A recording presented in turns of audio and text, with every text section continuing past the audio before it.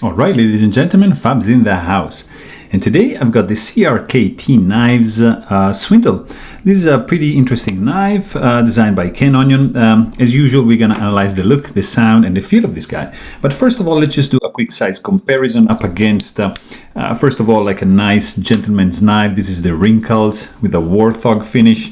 Another pretty cool gentleman's knife is the Chris Reeve Nandi. Very, very nice. Also, we have Mini Glimpse by Beg Knives. This is the Steelcraft series. And also something popular like Benchmade 940-1 and your Spyderco Paramilitary 3, and also just because we have it here, a large Benza 21, just to give you an idea of the size of this little guy. So let's check out the visual aspect of this knife because the design is interesting. This is a sway back designed by Ken Onion, and it has beautiful lines. Let's be honest, guys, because like this is pretty interesting. You know, the blade follows completely the profile of the handle, and just it's like hidden perfectly. And I appreciate this one. Even if you would expect the blade coming out this side, no, it's just coming out this side. That's the typical sway back design. So this guy is made in China.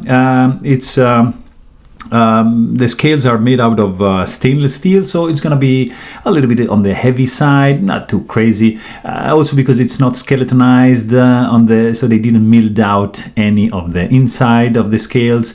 You've got your flipper tab right over here with a little bit of jimping going on, so it's gonna be nicely nicely deployable, the blade, so very good. You don't have really much chamfering going on. I mean, these slabs of steels are pretty thin, therefore are going to be a little bit on the sharp side, so there's not really much chamfering going on the inside or on the outside, but it's rounded enough so it's not going to be cutting you. You have a little bit of jimping right over here and on the back spacer right there. There's no lanyard hole in this case, but you have a nice. This is a nice frame lock, very, very thin lock bar. You have no stainless steel insert because this is steel on steel, so you're not gonna have any lock stick issues. You don't have a lock bar stabilizer, so you might risk to overextend the lock bar too much on this side, but I mean, if you are careful enough, it's not going to be an issue. You have like a T10 and a T6 for the screws, but something that is bugging me a little bit, it's like two things. One is that the pivot screw, it's spinning, so even if the main pivot screw is like D-shaped, so it looks like it's like key would be keyed in, captive with the frame, but the frame doesn't have a D-shaped hole, so it's just free spinning. So that's strange. Also, something that is bothering me is these couple of screws like just screwed in directly into the handle. So if you happen to strip them, you're gonna have to sand back the handle. So not ideal. I would have preferred maybe a couple of standoffs, but because this design is pretty new. I mean, it's an interesting innovation. As you can see, the clip is under like a spring tension. They couldn't do standoff, so they decided to go with the back spacer with a spring inside, and this clip is just like notched in right on the top of the spring, so it has this springy action.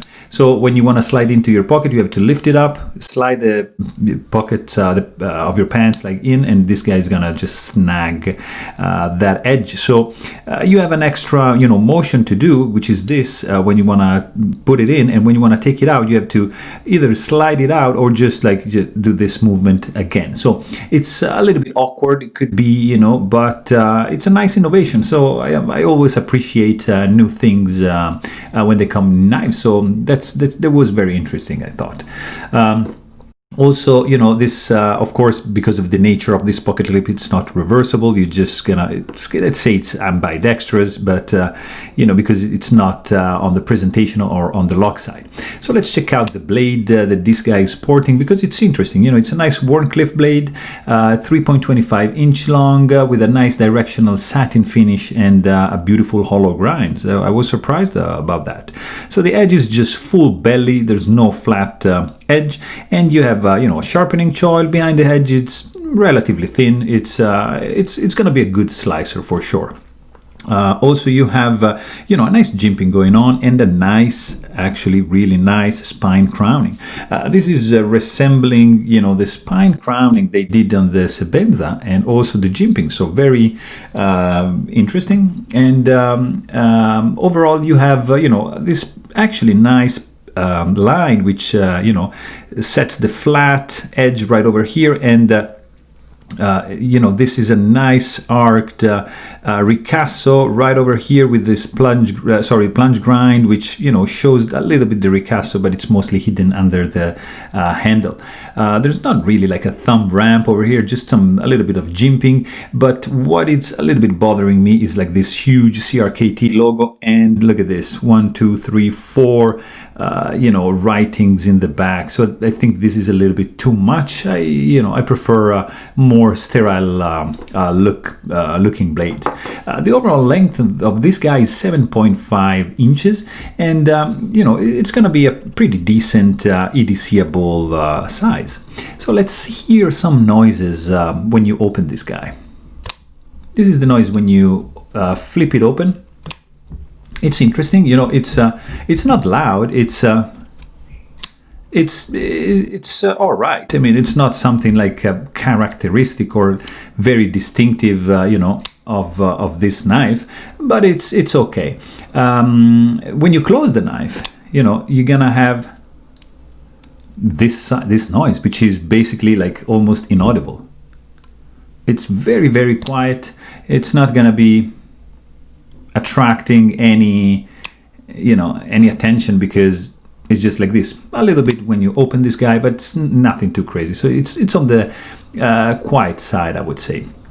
The feelings when you handle this guy, are mixed, because, you know, this is weighing in at 3.3 ounces, and there's just a little bit of hot spot right over here because of the nature of the, you know, this slim handle, very slender, and a little bit, you know, it's like you know, a little bit not sharp, but not chamfered as I wish, you know. And especially like in this cut out over here, there's no chamfering going on whatsoever. So when you're gonna squeeze this guy, this side is gonna dig in a little bit in your flesh. But you know, this is a relatively small knife, so it's not meant to do like any heavy duty task. So you're gonna be all right, I think. You can also do like a reverse grip, but it's not the most comfortable, also because you have the pocket clip like sticking out and just digging in your flesh, also because this side has not been chamfered as well. So just a little bit you know, careful right over here. Overall, you know, it feels solid. I mean, there's no blade play, so it's well built, I have to say. Has an overall smooth feel to it, and the fit and finish is okay. I mean, it's nothing crazy, but it's all right. I don't see any major flaws in this one, you know, except a little bit, you know, the awkwardness of this clip, but nothing too crazy. I mean, even, you know, when you pull the clip up, you don't really have much play over here. Something you know, to keep in mind, that is that this guy has a little bit light detent. In fact, you saw me like just misfiring a little bit.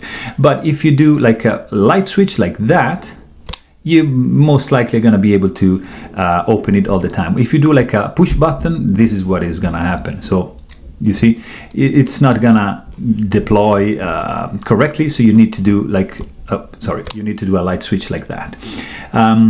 So you know, you're not gonna have like much finger sore, because you know, the flipper tab, it's kind of small, there's a little bit of jimping, and it's just chamfered on this side, but not really on this side. So you're gonna be all right, because you know, anyways, you're gonna do just a light switch, so that's gonna be okay. Also, the action is pretty smooth because this guy is running on IKBS bearings, like the logo says over here, which are caged. So it's going to be, you know, maintenance and disassembly is going to be all right. They're not loose, so it's not going to pain in the neck to take this apart and clean it up. Detent strength is a little bit on the light side, as we said, and there's you know, no chance you're going to be able to touch the tip of the blade because it's pretty buried down right there. Something that I'm also not a fan of is this cutout over here. So in order to be able to disengage the lock, you have to basically jam your thumb like sideways and push down the bar.